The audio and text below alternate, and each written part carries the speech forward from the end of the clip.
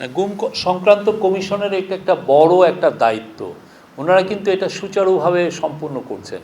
তারা যেটা করছেন যে যারা ভিকটিম হয়েছেন তাদের কাছ থেকে জানছেন যে কিভাবে তাদেরকে গুম করা হয়েছে, কোথায় রাখা হয়েছে, কিভাবে তাদেরকে টর্চার করা হয়েছে, কারা এই টর্চারে ইনভলভ।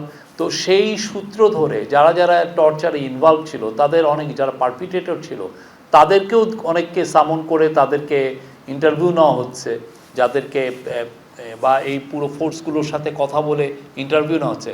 মূল উদ্দেশ্য হলো কি, যেই মিসিং হন না কেন, কোথায় রাখা হয়েছে। অলরেডি দেখেছেন যে আয়নাঘরগুলো বের হয়ে আসছে, কিন্তু কথা হচ্ছে যে যারা মিসিং হয়েছেন 300 জন, তারা কোথায় আছেন, তারা কি জীবিত আছেন না মৃত হয়েছেন। তো এই বিষয়টা আমরা জানার চেষ্টা, এটা তাদের আপ্রাণ চেষ্টা। আজকে চিফ অ্যাডভাইজার আবারও বলেছেন যে এটা আমাদেরকে জানতে হবে, এরা আমাদের ভাই, আমাদের বোন, এরা কোথায় গেল।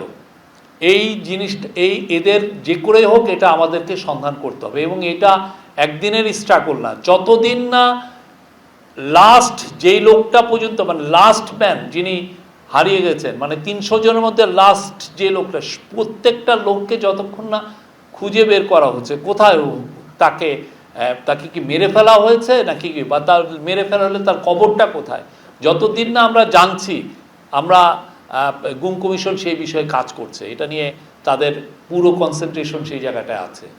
এগুলো তদন্ত হচ্ছে, তদন্তগুলো হোক।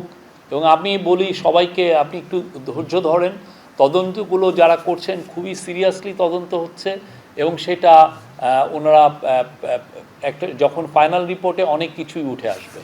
ওভারঅল যেগুলো ফাইন্ডিংস আসছে, কিভাবে টর্চার হতো, কিভাবে গুমগুলো হতো, সেগুলো কিন্তু ইন্ডিভিজুয়াল কেস কার বিরুদ্ধে, সেগুলো তো পরবর্তীতে তো কেস হবে, সেই জন্য আইসিটিতে যাবে, আইসিটি এগুলো কেসগুলো অনেক কিছুই দেখবেন।